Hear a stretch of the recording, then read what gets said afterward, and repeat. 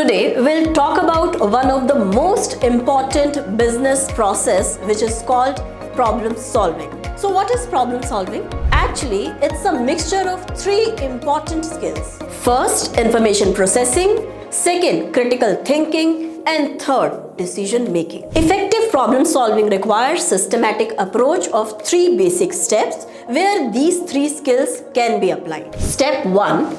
Identify the problem. This step involves thorough research. And to have a thorough research, we should talk to the stakeholders, we should talk to the subject matter experts to get the right inputs. Step 2. Working out possible solution. Every problem has multiple solutions. So first thing, make the list of all possible solutions, then analyze them on the basis of feasibility, efficacy and impact. Then test the most promising solution. Step 3.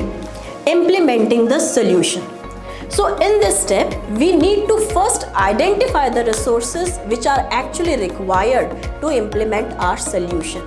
These resources can be money, can be human resources or technology or even strategy for that matter. Once we identify resources correctly, then only we'll be able to implement our solution.